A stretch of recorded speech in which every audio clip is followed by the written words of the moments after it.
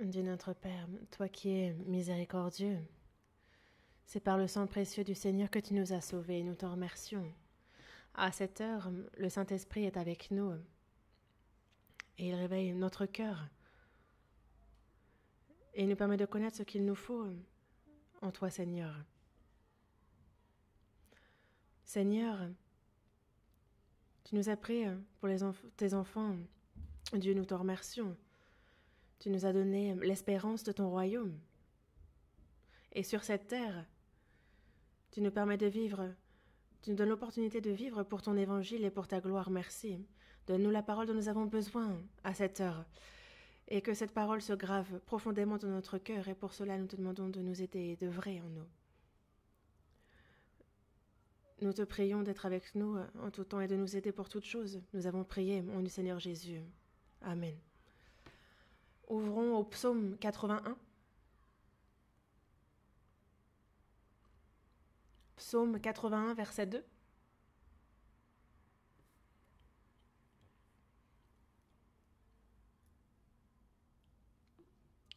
Verset 2. Chantez avec allégresse à Dieu, notre force. Poussez des cris de joie vers le Dieu de Jacob. Verset 11. Je suis l'Éternel, ton Dieu, qui t'a fait monter du pays d'Égypte. Ouvre ta bouche, et je la remplirai.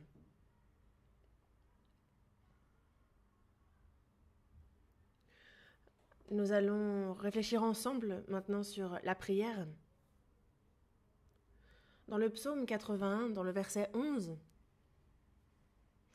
il est dit « Ouvre ta bouche, et je la remplirai ». C'est une parole, une promesse, une alliance.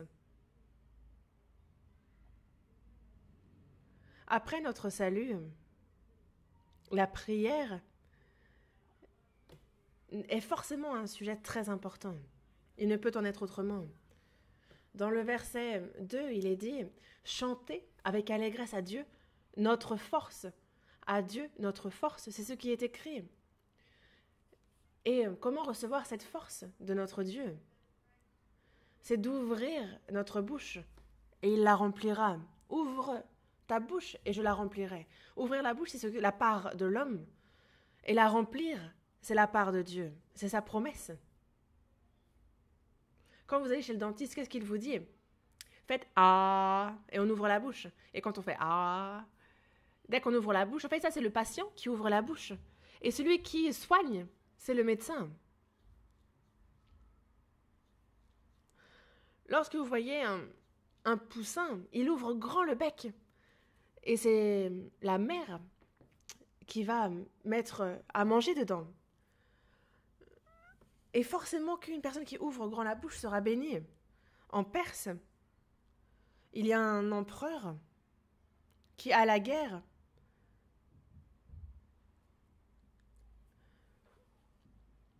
a dit à son général qui est revenu victorieux « Ouvre ta bouche large !» Ouvre la bouche large, je la remplirai de pierres précieuses.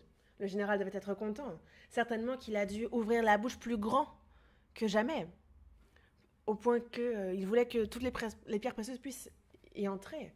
Mais ouvre ta bouche et je la remplirai. On connaît alors la bénédiction de Dieu. Priez sans cesse. Il y a un tel verset dans la Bible. Ouvre ta bouche. Et ça, c'est forcément un sujet très important dans la Bible. Cela ne peut en être autrement. Et donc nous allons y réfléchir. On a George Muller reconnu comme un homme de prière et il a dit quelque chose. Une personne qui ne sait pas ce qu'est ce combat dans la vie, un combat qui se vit à genoux, celui qui n'a pas appris cela ne connaît pas même le ABC, le B.A.B.A. de la vie du chrétien.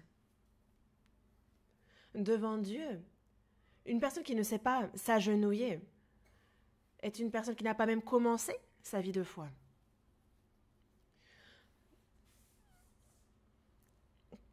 Dans les chrétiens servent l'être absolu, le seul vrai Dieu.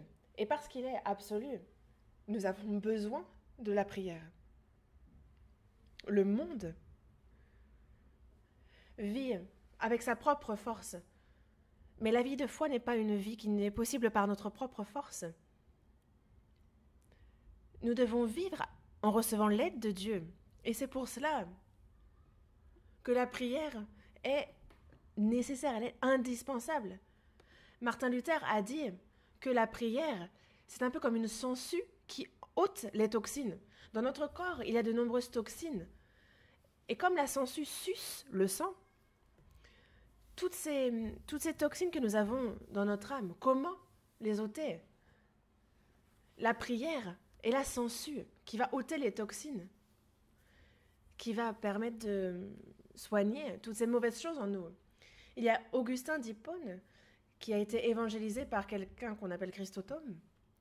Et celui qui l'a mené dans les bras du Seigneur a dit « La prière est un port pour le naufragé, une bouée pour celui qui se noie, une canne pour le boiteux, une pierre précieuse pour le pauvre, un guérisseur pour le malade, un garant pour la santé. La prière perpétue les bénédictions à notre égard, et celui qui fait fuir les nuages au jour de la tribulation. Oh, prière bénie, tu surpasses la colère humaine, tu es le fondement solide du bonheur de l'homme, la source de joie qui coule en tout temps, la mère de la philosophie.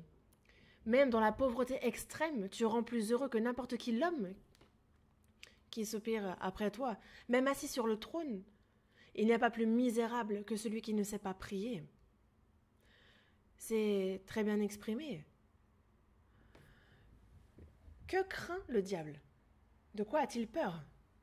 Satan. Ce qu'il craint le plus, c'est la prière des saints. La prière est ce qui lui fait le plus peur. Et dans notre vie de foi, c'est notre plus grande arme.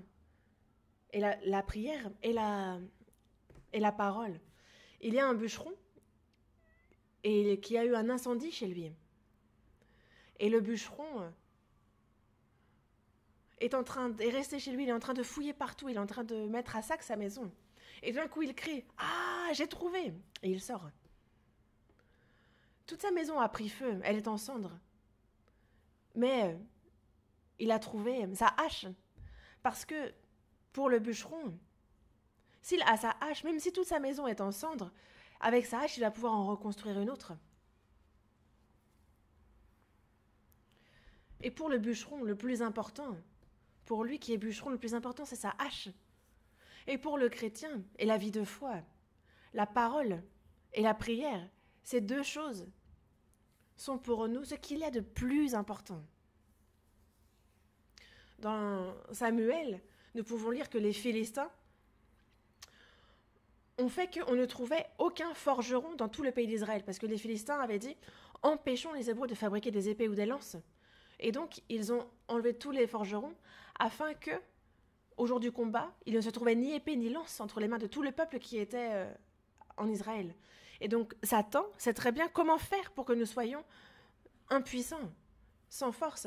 Il prend nos armes. S'il enlève la parole, s'il nous empêche de prier, alors nous sommes impuissants.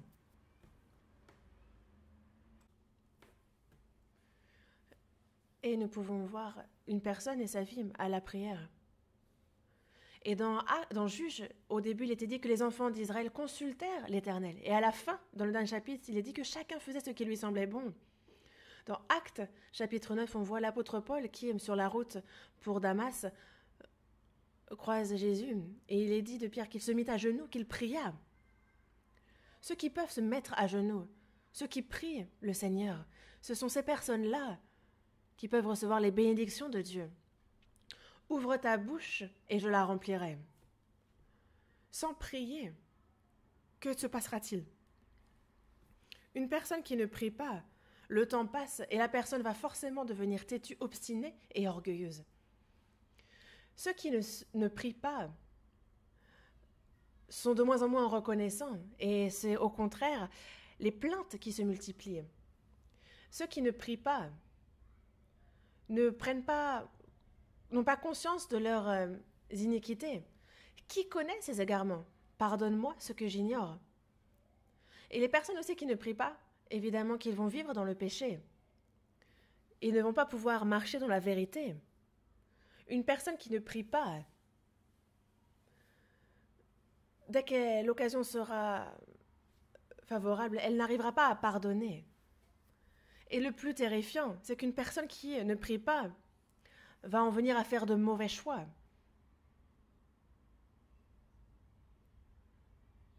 Une personne qui n'arrivera pas à faire de bons choix. Et une personne qui ne prie pas ne pourra pas voir en elle l'œuvre du salut s'accomplir. Une personne qui ne prie pas, forcément que sa foi va reculer et qu'elle va connaître des périodes misérables dans sa vie de foi. Elle va forcément connaître le recul dans sa marche. Mais une personne qui ouvre la bouche, une personne qui prie, sent que Dieu est proche, et alors elle est humble. Ceux qui prient, parce qu'ils s'agenouillent, ils sont humbles devant Dieu. Et une personne qui prie est tout à fait consciente de son imperfection.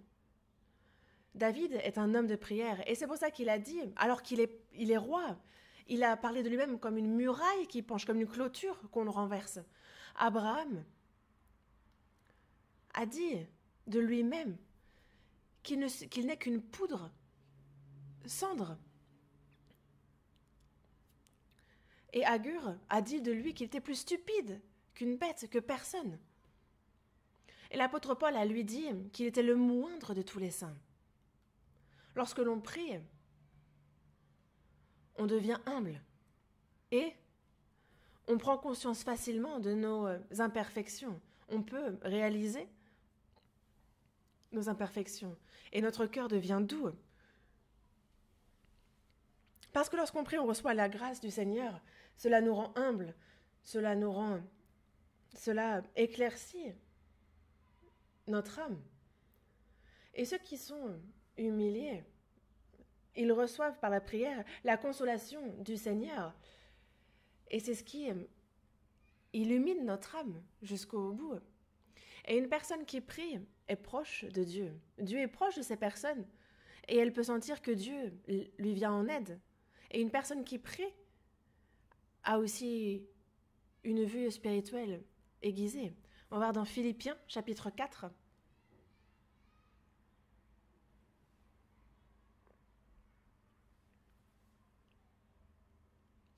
Chapitre 4, verset 6.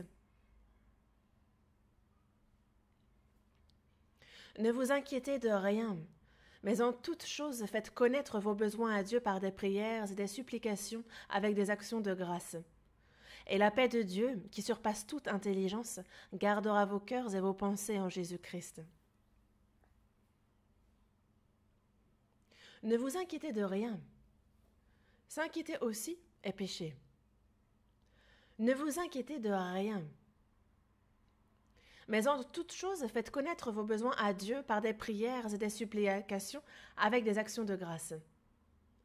Et la paix de Dieu, qui surpasse toute intelligence, gardera vos cœurs et vos pensées en Jésus-Christ.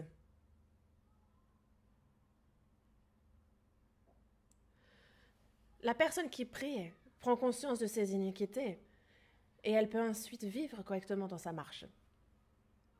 Et une personne qui prie aussi ne remet pas la faute sur l'autre.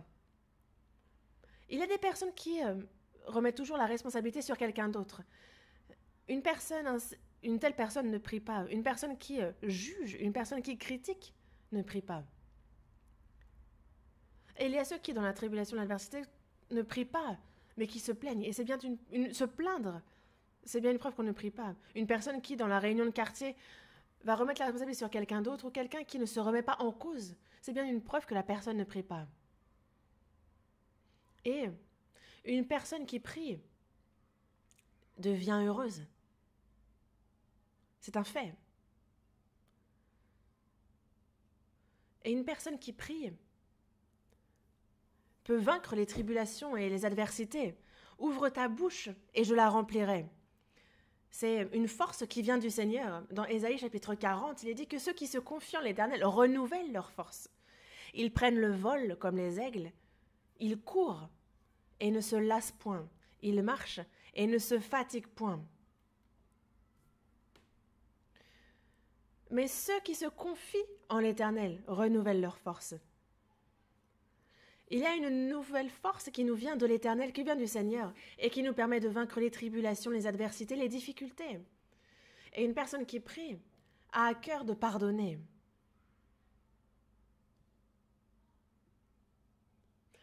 Et certains, même s'il y a un malentendu, si on ne prie pas, il ne peut pas y avoir réconciliation. Mais lorsque l'on prie, ça ouvre la voie de la réconciliation avec la personne. Et donc, si l'on prie, le cœur devient doux et on en vient à avoir à cœur de pardonner. Certains sont comme nos ennemis. Mais si on prie pour cette personne, alors Dieu va changer notre cœur. Quand on prie, nous comprenons la parole de Dieu. Nous comprenons des versets que nous n'aurions jamais compris.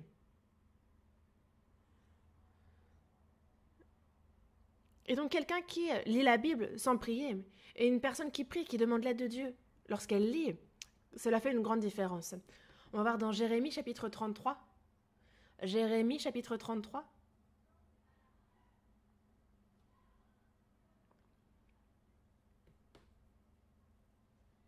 Verset 3. Invoque-moi et je te répondrai. Je t'annoncerai de grandes choses, des choses cachées que tu ne connais pas. Invoque-moi et je te répondrai. Et ce n'est pas tout. En plus, en bonus, je t'annoncerai de grandes choses, des choses cachées que tu ne connais pas. La personne qui prie ne va pas seulement obtenir réponse, il va également lui être annoncé de grandes choses, des choses cachées que la personne ne connaît pas. Et quand on prie, la meilleure des choses, c'est qu'on ne fait pas de mauvais choix. Psaume 25.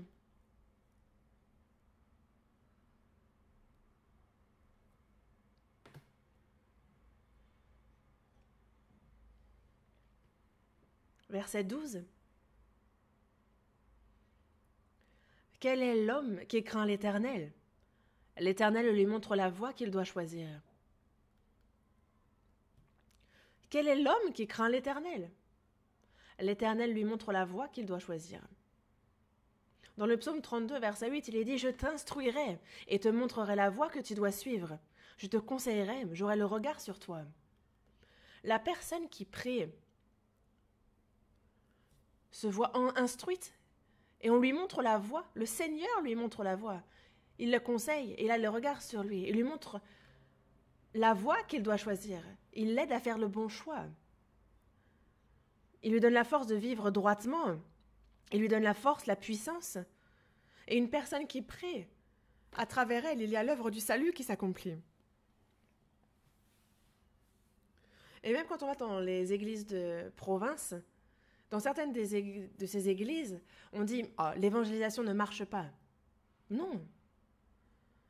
Un nouveau prédicateur s'y rend, et si ensemble, on prie, si vraiment les gens de cette région prient vraiment pour le salut des âmes de la région, alors il va se passer quelque chose d'étonnant. Ce qu'on pense ne pas pouvoir marcher, marchera. Dans certains quartiers, on fait des séminaires de quartier. Et si vraiment on se prépare par la prière, alors évidemment c'est un fait que Jésus, que le Seigneur agit à travers cette prière. Lorsque nous prions, le Seigneur agit. Et qui est un grand homme? Une personne qui prie peut devenir un grand homme. Pourquoi? Pourquoi devenir un grand homme? C'est parce qu'on reçoit l'aide de Dieu. C'est pour ça qu'on peut devenir un grand homme. Jacob, son nom signifie sournois, rusé, malin. Comment a-t-il pu, lui, être ensuite nommé Israël? C'est qu'il a su s'en remettre à Dieu. Qu'a fait de bien Jacob? Rien, il n'avait rien.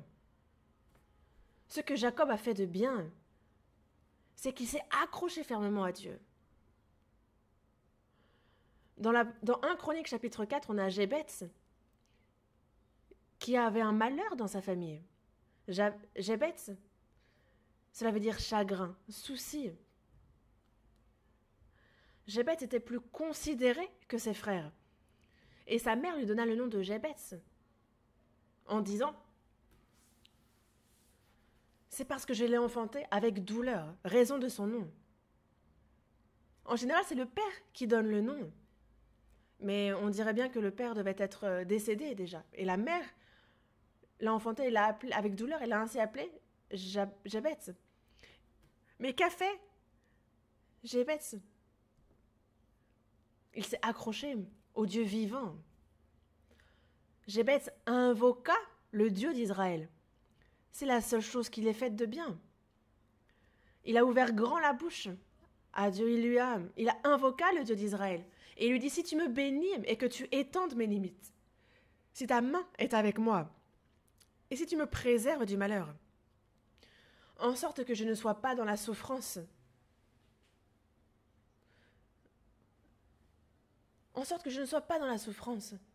Et Dieu accorda ce qu'il avait demandé. Dieu accorde la prière. Et c'est ce qui fait des hommes, de grands hommes. Qui est un grand homme? La personne qui reçoit la force, qui reçoit l'aide de Dieu. Ceux qui reçoivent l'aide de Dieu, ces hommes-là peuvent devenir de grands hommes. Et il en va de même dans l'Église. Ceux qui reçoivent l'aide de Dieu, quand on voit cette personne, on se dit « Ah, cette personne, elle vit vraiment avec l'aide de Dieu. » Ça, c'est vraiment une personne bénie. Et la prière est c'est la meilleure manière d'aider quelqu'un. Comment est-ce que les parents peuvent bien élever leurs enfants? Comment bien les éduquer? C'est prier pour ses enfants. Et non pas souffler ou soupirer, mais prier. Alors les enfants marcheront droit. Ce qui aide le plus les enfants, la meilleure méthode, c'est de prier pour eux. Comment aider son mari? L'aider, c'est de prier pour lui. Comment aider à l'évangélisation? Prier. Prier, c'est aider. Et le meilleur moyen, le meilleur chemin pour aider autrui, c'est de prier. Seconde épître aux Corinthiens, chapitre 1. Seconde épître aux Corinthiens, chapitre 1.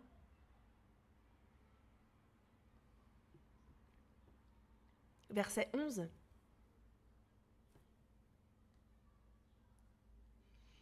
Vous-mêmes aussi, nous assistons de vos prières, afin que la grâce obtenue pour nous par plusieurs soit pour plusieurs une occasion de rendre grâce à notre sujet.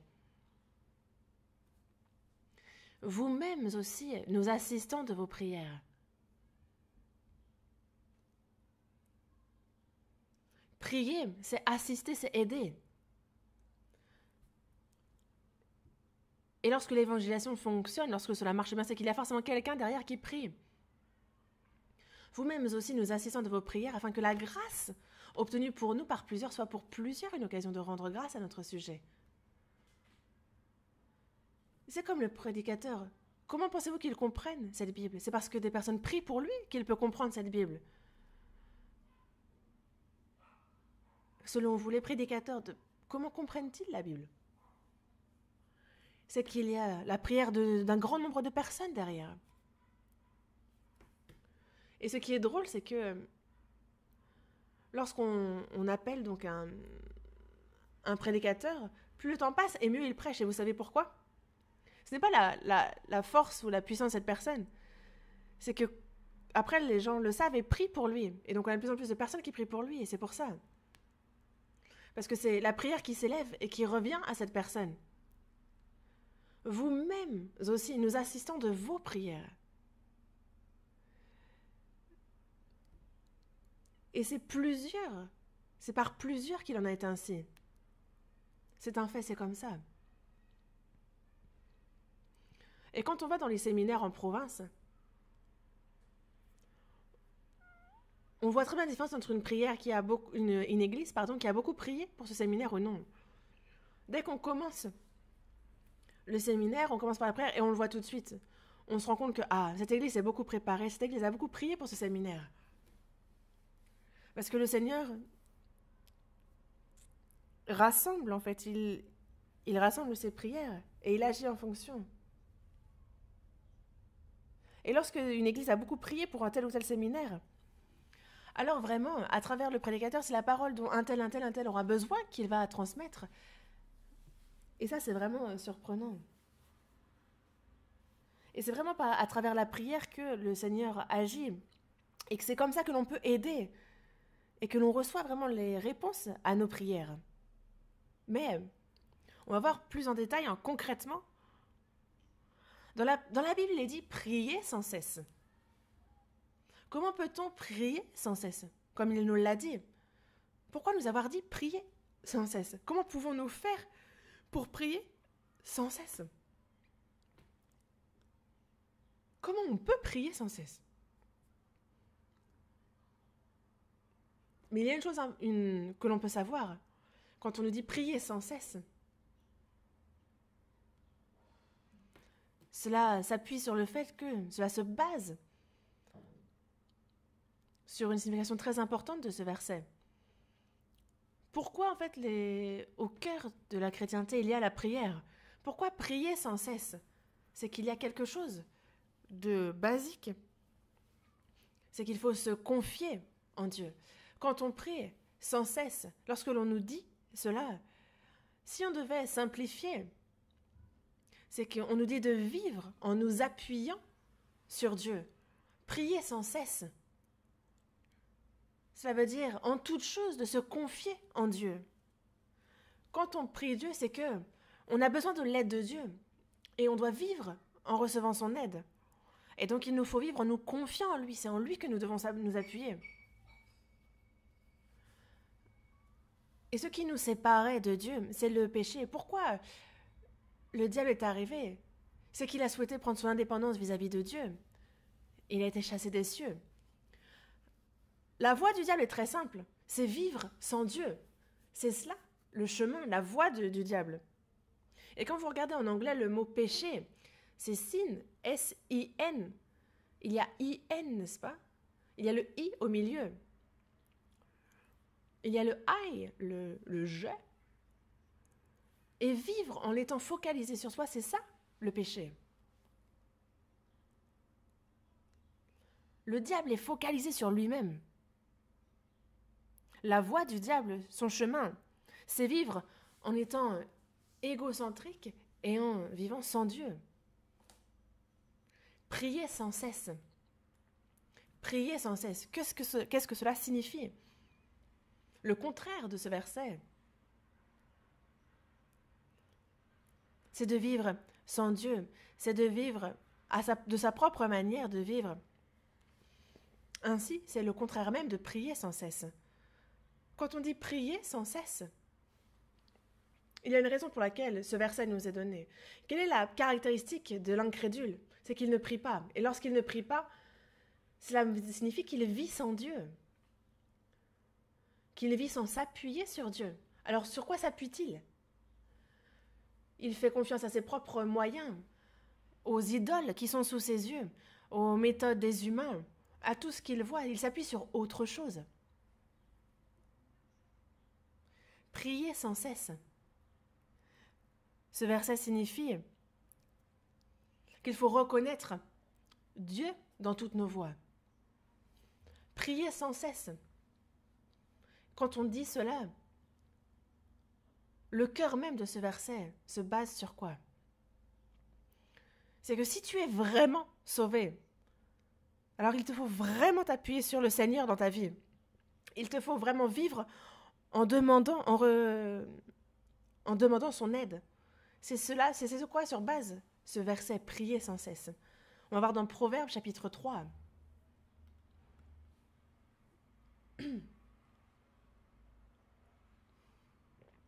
Proverbes chapitre 3, verset 6.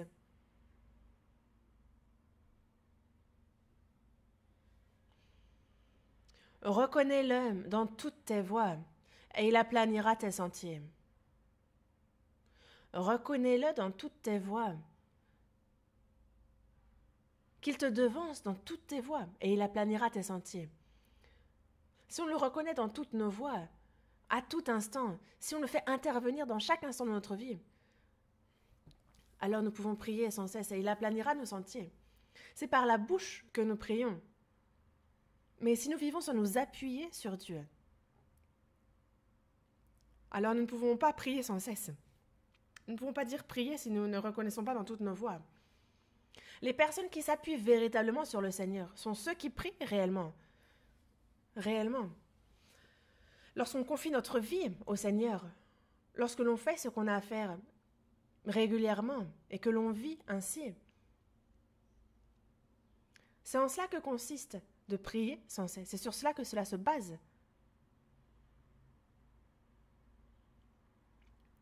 À chaque instant, compter sur le Seigneur, vivre notre vie avec en son cœur le Seigneur. Prier sans cesse. Il nous dit de prier sans cesse. Et lorsqu'il nous dit cela, il ne nous dit pas de prier, de prier constamment de notre bouche. C'est que la prière, au cœur de la prière, c'est qu'il faut s'appuyer et vivre en comptant sur le Seigneur. C'est en cela que cela consiste.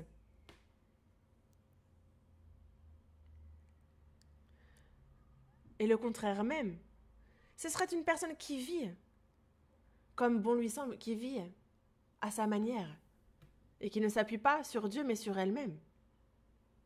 Mais la prière, elle, c'est ne pas vivre selon sa pensée, mais vraiment vivre en demandant l'aide de Dieu. C'est s'appuyer, compter sur Dieu.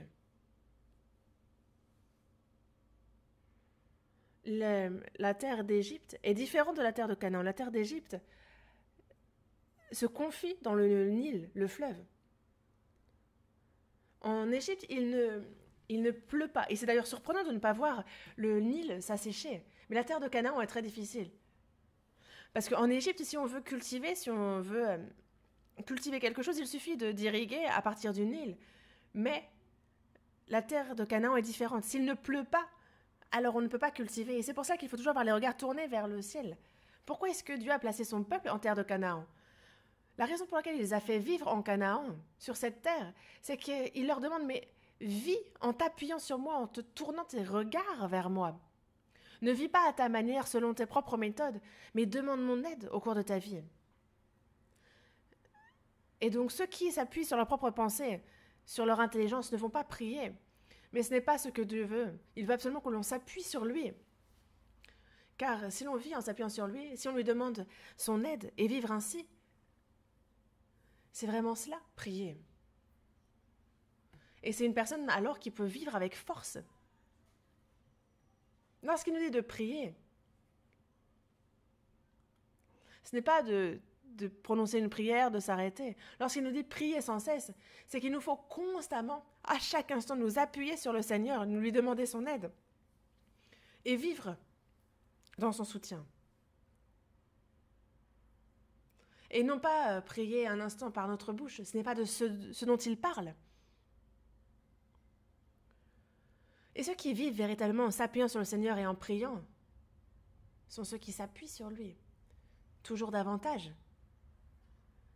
Ceux qui s'appuient sur le Seigneur, c'est ces personnes-là qui en viennent à demander son aide et qui savent très bien ce dont ils ont besoin, avec ardeur. Et ils savent très bien ce dont ils ont besoin, et c'est pour ça qu'ils le demandent avec ferveur au Seigneur, qu'il le leur accorde.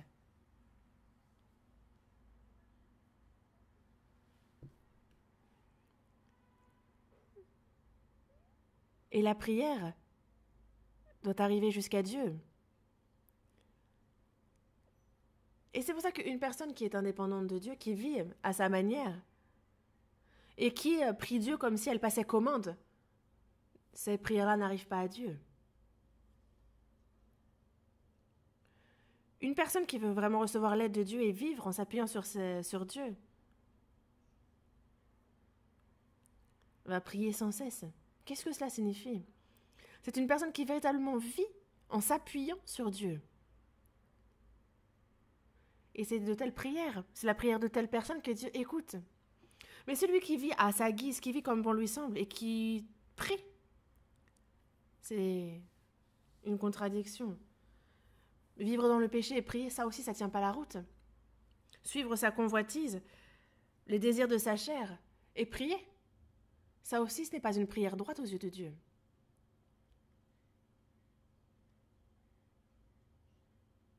Prier sans cesse.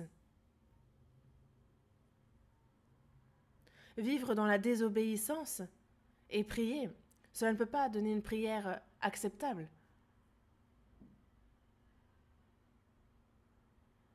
Nous, il faut déjà commencer par s'appuyer sur Dieu dans notre vie. Et c'est pour cela qu'on va réfléchir un peu plus loin.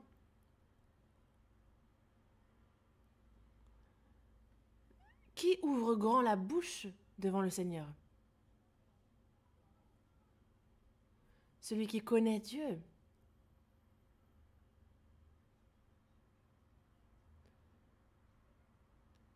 Celui qui sait qu'il faut absolument vivre sa vie en plaçant Dieu au cœur de cette vie. Celui qui sait qu'il doit s'appuyer sur Dieu et recevoir son aide. Ce sont ces personnes-là qui vraiment viennent à prier sincèrement.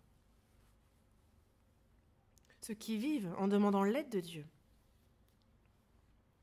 Et c'est pour cela que, devant Dieu, pour faire une prière qui s'élève jusqu'à lui, il faut véritablement avoir le salut. Car une personne non sauvée, le Seigneur n'écoute pas sa prière. Une personne non sauvée, c'est un peu comme si elle avait un téléphone qui est un jouet. Elle peut bien essayer de téléphoner, cela n'atteindra personne. Une personne qui n'est pas sauvée doit seulement prier que Dieu la sauve. Et le Seigneur écoute cette prière-là. Mais après le salut, une prière qui s'élève jusqu'au Seigneur, on va voir dans la Bible en quoi cela consiste, dans Jean chapitre 15.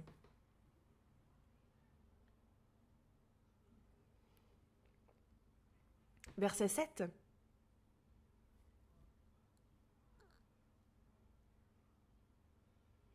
Si vous demeurez en moi et que mes paroles demeurent en vous, demandez ce que vous voudrez et cela vous sera accordé.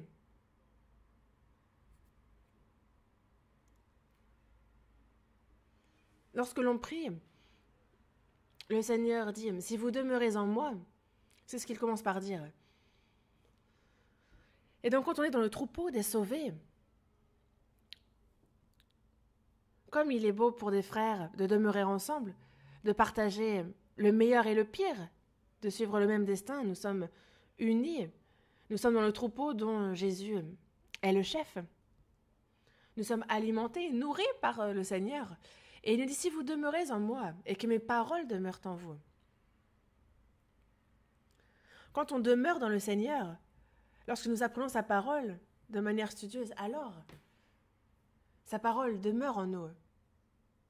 Et nous nous accrochons à cette parole. Et c'est sur cette parole que nous nous fondons. Et que nous pouvons demander ce que nous voulons en accord avec la parole. Et que cela nous est accordé. Et quand on regarde le tabernacle, en fait, ça nous explique, en précision sur la prière, en fait, vous avez le tabernacle. Oh là,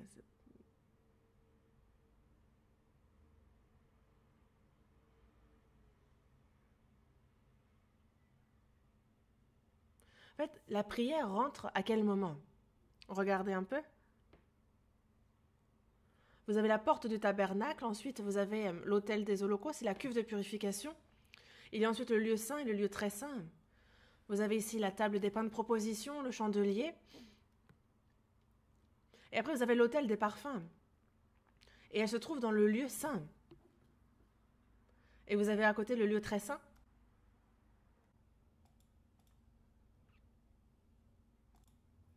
Et donc, lorsqu'il dit « si vous demeurez en moi », que signifie-t-il lorsqu'il dit « si vous demeurez en moi » ? On a l'expérience de la croix. Ensuite, on est purifié à la cuve. Et on entre dans le lieu saint. On participe à la table des pains de proposition. Qu'est-ce que cela signifie ? La table des pains de proposition. C'est la communion. Le lieu saint, c'est l'Église. Le chandelier, c'est la parole. Et c'est à la lumière de la parole que nous sommes en communion. Et nous avons ensuite l'autel des parfums. Et si vous demeurez en moi, et que mes paroles demeurent en vous, donc on a le chandelier, qui est l'ombre de la parole du Seigneur. On mange les pains, on partage la communion, on apprend la parole, et c'est sur cette parole que nous nous fondons pour prier. Et alors nous rentrons dans le lieu très saint.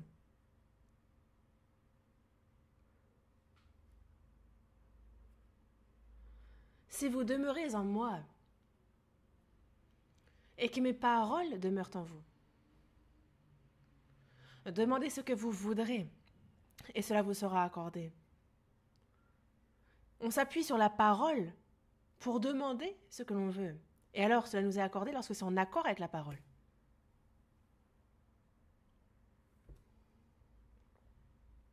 Et je vais vous remontrer sur le schéma d'où vient le feu qui brûle l'encens. Cela vient de l'autel des holocaustes. Et l'autel des parfums, lorsque ça s'élève, on a besoin absolument du feu. On enflamme pour que l'encens s'élève. Et s'il n'y a pas de ce qui brûle, ce qui est brûlant, alors il est difficile que l'encens s'élève. Et c'est la même chose, nous avons besoin pour la prière d'un cœur enflammé, d'un cœur ardent, passionné. Et c'est cela qui pourra faire de notre prière une prière qui s'élève jusqu'au Seigneur. Une prière formelle, il est difficile à une telle prière de s'élever jusqu'au Seigneur. Et c'est pour cela que lorsqu'on vit en s'appuyant sur le Seigneur, une personne qui constamment s'appuie sur le Seigneur dans sa vie, alors forcément, elle demeure dans le lieu saint, elle est liée à l'Église, au corps de Christ, elle apprend la parole avec les autres saints. La parole du Seigneur est en elle, et c'est fondé sur cette lumière qu'elle demande à Dieu, et alors elle est exaucée, c'est sûr. Après notre salut,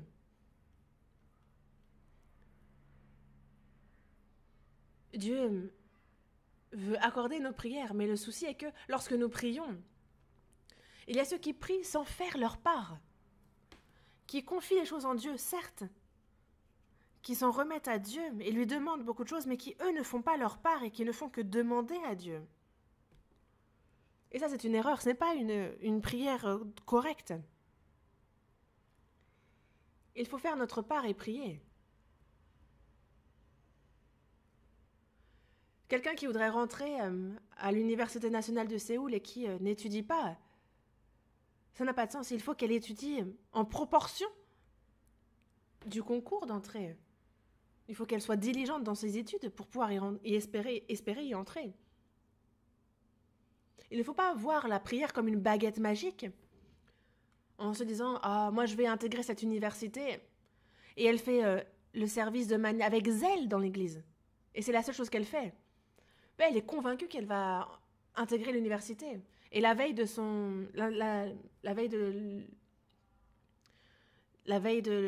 l'examen, elle prie énormément. Durant une semaine, elle a prié énormément parce qu'elle veut intégrer cette université. Elle passe l'examen et quel résultat? Elle échoue, évidemment. Lorsqu'on dit prier, cela comprend également qu'on doit faire notre part au maximum. Une personne qui prie pour un travail, elle prie pour ce travail et en même temps, elle doit chercher avec zèle. Une personne qui prie pour le mariage, prie pour le mariage et s'y prépare. C'est comme une veuve. La veuve est allée voir le juge inique. Elle l'a constamment ennuyé. Elle a pris, mais elle a été le voir, n'est-ce pas, pour qu'il écoute sa demande. Et c'est la même chose pour nous. Votre prière, ne en faites pas un mensonge. Ceux qui prient avec zèle doivent être zélés dans le travail aussi. Pour recevoir ce qu'on demande à Dieu, il faut nous préparer. Une personne qui ne s'y prépare pas, qui ne fait pas les efforts, ne peut pas être sincère dans sa prière. Alors qu'on lui demande la force pour notre bras. Il faut également que l'on entraîne notre épaule, qu'on l'exerce lorsqu'on recevra la force. Nous sommes des outils, mais si nous sommes inutiles, alors il ne nous utilise pas. Redoublons d'efforts, pourquoi? Parce que nous ne pouvons pas regarder Dieu être dans la honte. Il nous faut demander en accord avec nos actions. Une personne qui prie va en même temps prier et être zélé dans son travail. Il ne faut pas chercher à utiliser Dieu et à utiliser une baguette magique. Une personne qui veut véritablement comprendre la Bible, il faut qu'elle l'ouvre plus que les autres. Il faut vraiment qu'elle fasse l'effort pour la comprendre. Une personne qui veut grandir dans la foi va chercher à participer à plus de réunions, qui va faire en sorte de pouvoir grandir aussi. Une personne qui souhaite que son entourage soit sauvé, elle va vraiment faire en sorte que d'aller en province à chaque fois, voir sa famille et l'évangéliser, elle va être zélée dans ce qu'elle peut faire pour cette évangélisation. Elle va prier pour ça aussi. Une personne qui prie pour que son entourage soit sauvé, elle va prier. Elle va faire en sorte de tout faire pour que ces personnes puissent être sauvées. Elle va vivre, être zélée dans sa vie. Et c'est alors qu'elle fait ça que sa prière tient lieu. Mais une personne qui prie constamment « Ah Dieu, fais-moi comprendre ta parole, fais-moi comprendre ta parole » et qui n'ouvre pas la Bible, ça ne tient pas. Il faut qu'elle l'ouvre, il faut qu'elle la regarde d'elle-même. Il faut qu'elle l'apprenne, qu'elle prenne le temps, tout le temps pour apprendre. Elle prie pour qu'elle la comprenne mieux. Et c'est à ce genre de personne que Dieu fait comprendre sa parole. Ne pensez-vous pas? Seigneur, fais-moi grandir dans la foi. Une personne qui prie ainsi, comment doit-elle vivre? Elle doit faire en sorte de pouvoir grandir dans la foi. Être plus liée à l'Église.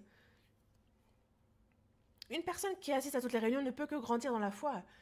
C'est Dieu fait grandir ce genre de personnes. Qui évangélise beaucoup son entourage? Ceux qui à la maison s'allongent et prient Dieu, sauve mon entourage. Non. Elle prie certes, mais elle fait aussi le maximum. Elle prie pour le salut de ses parents. Mais ceux qui ne font que prier et qui ne remplissent pas leur part, non, il faut à la limite, il faut vraiment aller voir les personnes et leur proposer d'écouter. Il nous faut faire notre part. Voyons dans Exode, chapitre 30, verset 34.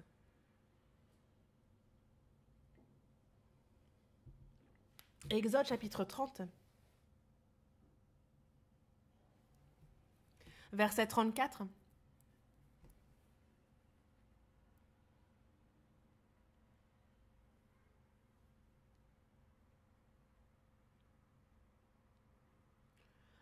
L'Éternel dit à Moïse, « Prends des aromates, du stacté, de l'ongle odorant, du galbanum et de l'encens pur en parties égales. Tu feras avec cela un parfum composé selon l'art du parfumeur. Il sera salé, pur et sain. » Quand on regarde ce verset, on nous parle donc d'un parfum, et ce parfum, cet encens, c'est vraiment la prière. Mais on voit ici les éléments qui sont utilisés dans la composition de ce parfum. On nous parle des aromates, du stacté, du galbanum, de l'encens pur et du sel. Et en fait, à travers ça, on voit très bien les prières reçues par le Seigneur. Tout d'abord, on a l'aromate. On peut savoir quel genre de prière est reçu par le Seigneur. Les aromates sortent du genévrier. Et en fait, donc c'est ce qu'on reçoit du genévrier. Et en fait, il y a des arômes. Le parfum est sort naturellement. Et c'est ça les aromates. Et en fait, qu'est-ce que cela signifie? C'est qu'il y a en nous ces prières qui sortent tout naturellement, toutes seules. Quand on rend grâce, les actions de grâce, quand on dit merci, merci. Ces prières qui sont très naturelles en nous et qui ressortent naturellement. les remerciements, ce sont des prières que le Seigneur reçoit. Celles qui, les louanges, les remerciements qui sortent naturellement de nous, ça c'est reçu par Dieu. Ensuite on a le stacté. Et en fait ça c'est un parfum qui est fait, il faut écraser la sève. Et donc c'est quelque chose qu'il faut vraiment briser et qu'il faut écraser. Et quelles sont donc les prières reçues par le Seigneur? Il y a ces prières où on a l'effort. Par exemple, on voit Jésus qui, sur la montagne de Gethsémani, avait du sang mêlé à sa sueur. Et ce sont vraiment les prières ardentes, les prières avec effort qui sont reçues du Seigneur. Une personne qui se brise elle-même, qui prie comme si elle se frappait elle-même. On a ensuite le galbanum. Ça, c'est comme un purificateur, c'est un désinfectant qu'on utilise et qui sort d'un arbre. Et en fait, les prières de purification sont aussi celles que le Seigneur reçoit. On a certes péché, mais ceux qui se détournent de leur voie, ceux qui véritablement s'en repentent. Quand on voit dans la Bible, on voit bien David faire ce genre de prière. Et parmi les prières qu'il a faites, on voit le Seigneur recevoir ces prières de repentance. On a ensuite l'encens. Et c'est un parfum qu'on utilise pour enlever les mauvaises odeurs, les odeurs nauséabondes. Par exemple, surtout pour les morts. Et ce sont les prières pour vaincre la mort, pour vaincre l'autorité, la mort, le pouvoir de la mort, pour vaincre et sortir du danger. Ce sont également des prières que le Seigneur reçoit et que Dieu exauce. Lorsque des quatre côtés, des quatre horizons, on est bloqué, alors on demande l'aide de Dieu. Et lorsqu'on lui demande de nous sortir du danger, de la menace, c'est ce que représente l'encens et ce sont des prières qui sont reçues par Dieu. Et il faut nous attacher à la parole pour avoir des prières droites devant Dieu. Et ici, donc, on a reçu le salut. Et lorsque l'on dit prier, comment devons-nous prier? Qu'est-ce qui est la meilleure prière? Et pour ça, on va voir simplement à travers la prière même du Seigneur. C'est précisément et dans un très bon ordre expliqué. Donc c'est une bonne prière que cette prière-là, elle nous montre comment bien prier. On va voir dans Matthieu chapitre 6. Pour ceux qui apprennent pour la première fois sur la prière, et la prière du Seigneur nous aide à voir comment il nous faut prier. Dans Matthieu chapitre 6, verset 9, l'ordre est important aussi. Matthieu chapitre 6, verset 9. « Voici donc comment vous devez prier. » Comment vous devez prier? Ici, il nous le montre comment prier. « Notre Père qui est aux cieux. » En fait, ceux qui ont désormais Dieu pour Père sont désormais sous son autorité. Ils sont sous le Père et ils doivent toujours penser à Dieu comme au Père. Notre Père qui est aux cieux. Nous avons désormais un Père dans les cieux. Ceux qui sont nés de nouveau ont désormais en relation père-fils avec le Dieu. Que ton nom soit sanctifié. Dieu, aujourd'hui, que ma vie vraiment sanctifie ton nom. Que ton nom ne soit pas souillé à cause de moi, que ton nom soit glorifié à travers moi. Aide-moi pour cela. Que ton nom soit sanctifié et non pas souillé. Que ton nom soit glorifié. Ton nom est saint, et que ton nom ne soit pas souillé, mais qu'il soit glorifié. Permets-moi de vivre séparé, aide-moi pour cela, Seigneur. Que ton nom, Seigneur, puisse toujours être glorifié et sanctifié, aide-moi pour cela.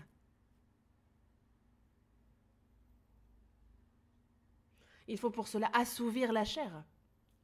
Dans le verset 10, que ton règne vienne. Quand on reçoit le salut, on a désormais deux royaumes qui se battent. Nous appartenons au royaume de Dieu. Nous avons notre famille, nous avons nos proches qui ne sont pas sauvés et nous prions pour leur salut. Et concrètement, pour le salut de leurs âmes, il y a des choses qu'il nous faut faire.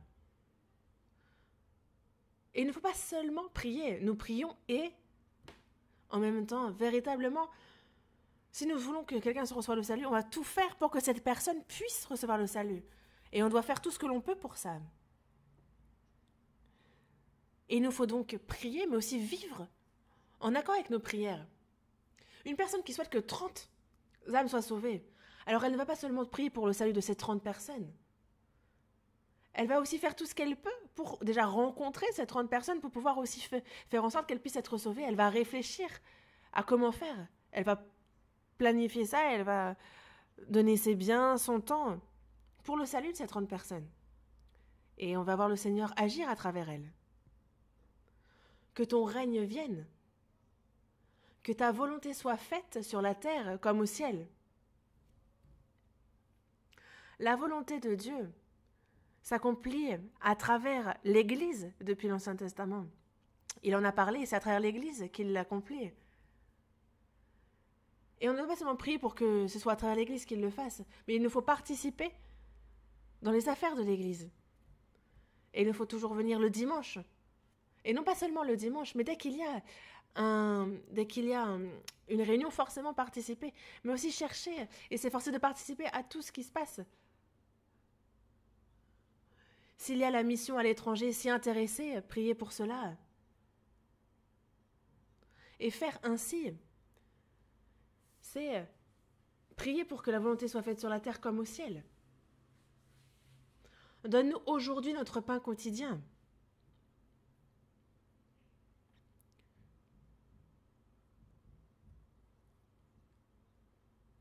De prier Dieu pour qu'il nous aide vraiment à comprendre sa parole aujourd'hui. Qu'il nous donne le pain, la nourriture spirituelle pour notre âme. Nous avons certes besoin de la nourriture charnelle, mais plus que ça, qu'il nous donne le pain quotidien, notre nourriture spirituelle. Nous ne devons pas seulement prier pour tout ce qui précède, mais bien aussi prier pour comprendre sa parole. Et pour que dès que nous avons l'occasion, nous devons ouvrir cette Bible et nous devons aussi nous en nourrir et le prier de nous aider à comprendre pour que ça devienne vraiment notre nourriture. Il nous faut être actifs dans cela. Pardonne-nous nos offenses comme nous aussi nous pardonnons à ceux qui nous ont offensés. Devant le Père, nous sommes ceux qui ont été pardonnés. Mais il nous faut être pardonnés avec plaisir tous ceux qui nous offensent. Ceux qui nous ont offensés, c'est avec joie qu'il nous faut pouvoir les pardonner. Et pour ça, il faut demander à Dieu de nous aider.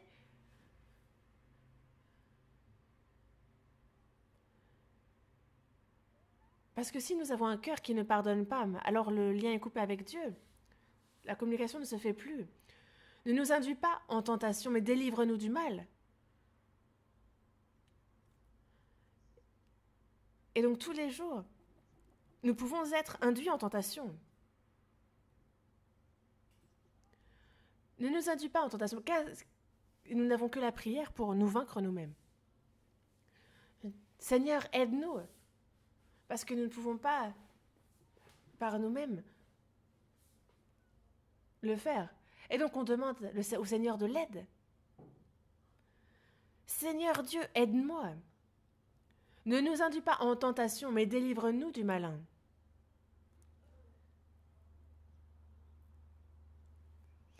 Aide-nous afin que nous puissions être vraiment dévoués pour toi. Et l'ordre de cette prière est bon. Et à quel moment nous faut-il prier? Lorsque nous prenons de grandes décisions, le mariage, il nous faut absolument prier. Lorsque nous déménageons, il nous faut vraiment prier aussi. Est-ce qu'il est correct pour moi de déménager? Certains prennent la décision et nous ne font que nous annoncer leur départ. Mais c'est avec le Seigneur qu'il faut en discuter. Et il nous faut absolument prier aussi pour ce qui concerne les déménagements. Et il en va de même quand on change de travail. Et ce qui concerne le travail. Il en va de même pour l'Église. Lorsqu'on commence à faire des affaires, il nous faut prier suffisamment le Seigneur. Ou lorsqu'on est dans des tribulations particulières, il nous faut vraiment nous confier en lui. Invoque-moi au jour de la détresse. Pourquoi est-ce que le diable cherche à empêcher que nos prières touchent le Seigneur? C'est parce qu'il sait que l'aide va nous venir. Dieu est vivant, il est tout-puissant et c'est à lui qu'il faut demander. Lorsque nous sommes dans la détresse, lorsque nous sommes dans les tribulations, c'est alors que nous devons vraiment prier. Et il nous faut toujours demander, consulter l'Éternel lorsque nous avons des choix à faire. À ce moment-là, le Seigneur nous aide, forcément.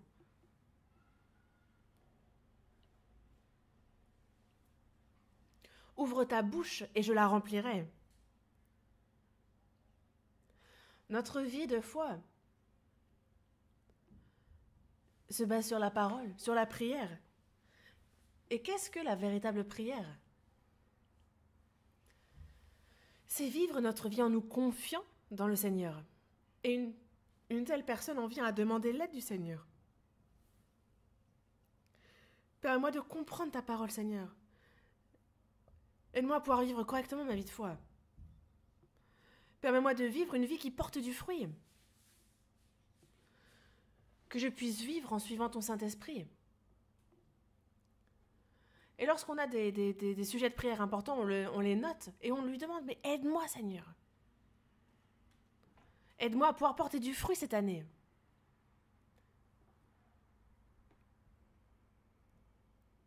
Et ceux qui s'agenouillent devant le Seigneur vivront une vie meilleure. Ceux qui vivent en réellement s'appuyant et en demandant au Seigneur, alors ils vivent correctement en tant qu'enfants de Dieu et ils sont utilisés précieusement par le Seigneur. Et une autre chose à laquelle il nous faut penser, on va voir dans la Bible, Néhémie chapitre 2, verset 4. Il y a les prières et cette prière-là aussi est une bonne prière. Néhémie chapitre 2, verset 4.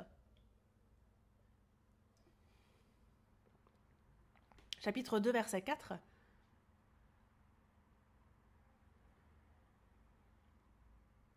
Chapitre 2, verset 4. Et le roi me dit, que demandes-tu? Je priais le Dieu des cieux.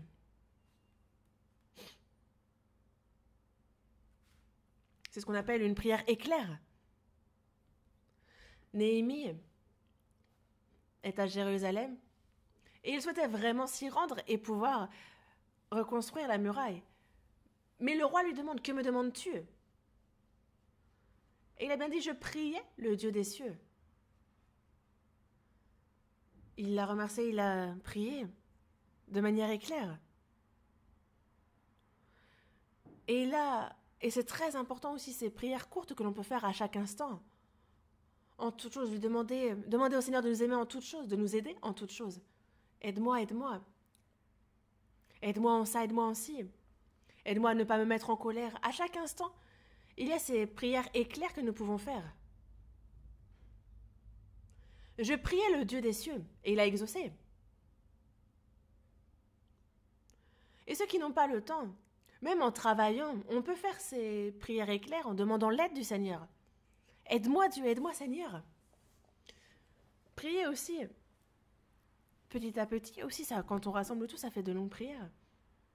Il y a aussi ces prières à chaque instant, même avant de manger, même en préparant le repas, en marchant, à chaque instant. Ça peut être court. On disait, il y a la mission en ce moment à l'étranger, aide le prédicateur à pouvoir bien prêcher. Il y a le séminaire en province, aide ceux qui écoutent. À chaque instant, toutes ces prières-là aussi sont toutes des prières que le Seigneur écoute. Ouvre ta bouche et je la remplirai. La personne qui ouvre grand la bouche, elle ne va pas seulement ouvrir la bouche, elle va également faire ce qu'elle a à faire, elle va faire sa part de manière diligente. On doit vivre notre vie de foi. Et en ce qui concerne la prière, sur quoi cela se base-t-il? C'est qu'il faut vraiment s'appuyer sur le Seigneur. Prier sans cesse. Et cela se base sur quoi? C'est que désormais, à partir de maintenant, ce n'est pas sur nous que nous devons nous appuyer, mais bien sur le Seigneur. Je suis ton Dieu. Appuie-toi sur moi, confie-toi en moi. Si tu as des difficultés, demande-moi. Demande mon aide et vis en me demandant mon aide. C'est ce qu'il nous dit. Nous allons prier.